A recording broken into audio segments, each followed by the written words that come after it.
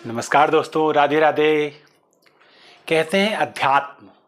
अध्यात्म दो शब्दों से मिलकर बना है, जिसका अर्थ होता है अध्ययन घन आत्मा, अर्थात आत्मा का अध्ययन करना।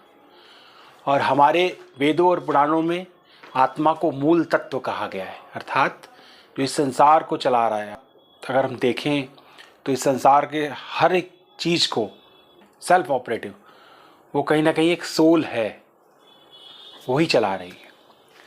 तो जब हम इस तरह की बात करते हैं कि अध्यात्म अर्थात आत्मा का अध्ययन, तो हमें जैसे मैथ्स पढ़ने के लिए मैथ्स टीचर की ज़रूरत होती है, भौतिक विज्ञान जानने के लिए भौतिक अर्थात जो हमारा भौतिक विज्ञानी है, भौतिक का टीचर है, उसकी ज़रूरत पड़ती है, जो उसको सब्जेक्ट का ज्ञान है। अगर आपको रसायन विज्ञान का ज्ञान चाहिए तो आपको एक रसायन विज्ञान के टीचर के पास जाना पड़ेगा। इसी तरह जब हमें अध्यात्म अर्थात आत्मा का जो ज्ञान चाहिए, उसके लिए हमें हमारे जो स्पिरिचुअल टीचर होते हैं, जो एक आध्यात्मिक गुरु होते हैं, उनको पास हमें जाना होता है। तो अब आज का जो हम प्रैक्टिकल सिनेरियो देखें, बहुत ज़्यादा मैं किताबी बातें नहीं करूँगा। आई am not going to add only bookish knowledge.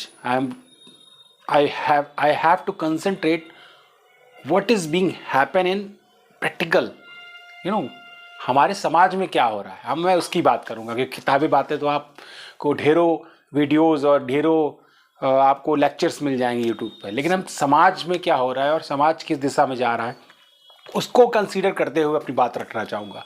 कि जब हम बात करते हैं आध्यात्मिक गुरु की खोज की, तो हम आज के समाज में देख रहे हैं कि बहुत ज़्यादा उथल पुथल है।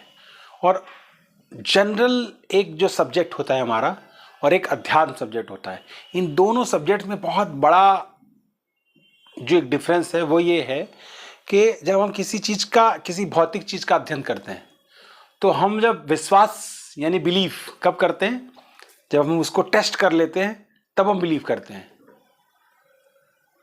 कि हम सपोज दैट कोई वैज्ञानिक है या कोई टीचर है, प्रयोगशाला में प्रयोग करता है, फिर इस पर कई सारे प्रयोग करता है, 2 प्रयोग करता है, 3 प्रयोग करता है, फाइनल जब कंक्लूजन निकलता है तब उसको हम बिलीव उसकी बात पे हम बिलीव करते हैं।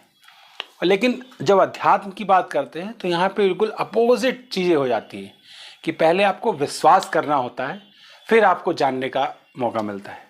ये बहुत बड़ा डिफरेंस है, जिसके कारण हमारे समाज में कुछ लोग उसका गलत दुरुपयोग कर रहे हैं। अध्यात्म का सबसे पहले आपको बिलीव करना होता है और फिर आप उस चीज़ को जान पाते हैं, अनुभव कर पाते हैं, एक्सपीरियंस कर पाते हैं। तो इस छोटे से रूल, इस छोटे से नियम का हमारे समाज में बहुत सारी लोग उसका दुरुपयोग कर रहे हैं, और मैं उनके पर्टिकुलर नाम पर नहीं जाना चाहूँगा। आपको पता है, जब हम एक छोटा सा शब्द बोलते हैं कि आध्यात्मिक गुरु या बाबा जी, तो हमारे दिमाग में बहुत सारे ऐसे नाम आते हैं जिनका नेगेटिव प्रभाव हमारे समाज में देखा जाता है। तो ऐसे बहुत सारे अनगिनत नाम हैं। I am not going to add those name, लेकिन एक बिल्कुल सिंपल सी स्टोरी मैं रखना चाहूँगा कि भाई, अगर आपको अध्यात्म गुरु के पास जाना है तो आपको क्या देखना चाहिए। बेसिकली आपको क्या देखना चाहिए, मेरा मोटो ये है। तो अगर आप लोग देखेंगे तो अभी आप भ्रमित होंगे कि भाई 100, 150, 300 या किसी के पास 10,000 भक्त है तो क्या वो आध्यात्मिक गुरु है। या किसी के बहुत सारे आश्रम हैं, 200 आश्रम, 500 आश्रम, 1000 आश्रम, दूसरे देशों विदेशों में आश्रम, तो क्या वो आध्यात्मिक गुरु है। सो हाउ टू नो, हम कैसे एक आध्यात्मिक गुरु बनाएं, ये बहुत बड़ा कॉम्प्लेक्स थिंग बन गया है। और जो पढ़े लिखे लोग हैं उनके लिए तो बहुत बड़ी विडंबना बन गई। तो इसके लिए कहा भी गया है हमारे शास्त्रों में कि जात ना पूछिए साधु की, पूछ लीजिए ज्ञान, मोल करो तलवार का, पड़ी रहन दो म्यान। और वो म्यान क्या है, बहुत ज़्यादा संख्या में कोई भक्त या बहुत ज़्यादा संख्या में आश्रम या बहुत धनाढ्य व्यक्ति, ये सारी जो फिजिकल प्रॉपर्टी हैं, ये भौतिक प्रॉपर्टी हमें किसी गुरु या किसी आध्यात्मिक गुरु का आइडेंटिफिकेशन नहीं देती है, बल्कि उनका ज्ञान, जो आध्यात्मिक ज्ञान है, that is the identification of the spiritual master. तो जब हम बात करते हैं कि आध्यात्मिक गुरु कैसे बनाएं,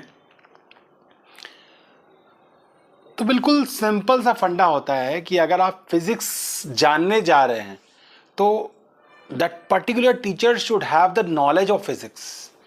if you are going to know the chemical knowledge, रसायन विज्ञान, then that particular chemical teacher should have the knowledge of chemistry.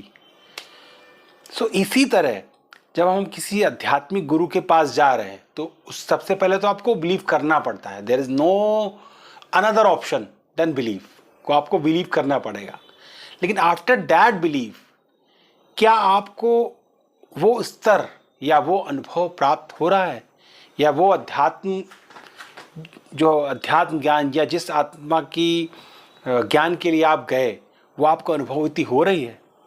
अगर वो हो रही है, रियलिटी हो रही है, क्योंकि 10 लोग कह दें कि भाई मैंने चीनी खाई, मैंने चीनी खाई, मैंने चीनी खाई, मैंने चीनी खाई, तो इसका मतलब थोड़ी कि आपने भी चीनी खा ली। या चीनी 10 लोग कह दे चीनी मीठी है या आम मीठा है, तो आपने जस्ट लेट इट कि भाई आम मीठा है या चीनी मीठी है। ये नहीं, आपने रियल में अपने अनुभव में, अपने एक्सपीरियंस में वो चीज़ें पाई या नहीं पाई। यानी आत्मा का ज्ञान पाने गए थे तो आपको आत्मा की अनुभूति हुई कि नहीं हुई। अर्थात ऐसे समझिए, आप आत्मा का ज्ञान लेने गए थे, ठीक है। आपको जनरल अगर कोई किसी व्यक्ति से पूछो कि भाई आत्मा क्या है, तो आपसे ये बोलेगा कि भाई हमारे शरीर में मैं, अर्थात ये मेरा शरीर है और मैं आत्मा हूँ। तो क्या आपने आत्म अनुभूति की कि आप आत्मा हैं? अगर किसी गुरु या किसी संस्था को ज्वाइन करने के बाद उन्होंने आपको अध्यात्म का ज्ञान दिया, आपने उसका क्रिया की और आपको अनुभूति हुई, तो दैट इज ट्रू। बाकी सब मोह माया है बाकी सारी चीज़ें मोह माया है। सो अगर आप वो सोल को या वो एक्सपीरियंस को ले पा रहे हैं आत्मा के, कि हम आत्मा हैं, उसको अनुभव कर पा रहे हैं, क्योंकि कहने का विषय नहीं, it is not the subject of telling, it is a subject of experience. अगर आप अनुभव कर पा रहे हैं तब तो ठीक है, you are at right place, you are at right path. But अगर आप अनुभव नहीं कर पा रहे हैं, उस संस्था में आप जाते हैं, 10 बड़े बड़े विद्वान दिखने वाले लोग आपसे बोलते हैं कि आप आत्मा हैं, आप आत्मा हैं, आप आत्मा का अनुभव कर पा रहे हैं, तो वो एक परसेप्शन थिंग, सब कुछ बेकार है। If you are able to experience yourself, if you are able to experience your soul, so it is okay, बाकी सब बेकार है। तो ये चीज़ है। तो बात वहीं आ गई कि भाई अगर आपको जो चीज़ जानने गए थे वो आपको ज्ञान मिला और आपने खुद अनुभव किया तो वेल एंड गुड। अनुभव नहीं किया तो 2 चीज़ें हो सकती हैं, या तो आप सही रास्ते पे, उनके बताए हुए रास्ते पे चल नहीं रहे, और या तो फिर वो झूठ है, वो दरबार या वो जहाँ पे आप जिस दिशा में जा रहे हैं वो गलत ही दिशा है। सच्चे जो आध्यात्मिक गुरु हैं, जो सच्चे बादशाह हैं, उनको खोजने की कोशिश कीजिए। चलिए मिलते हैं एक ब्रेक के बाद। राधे राधे, जय श्री सच्चिदानंद।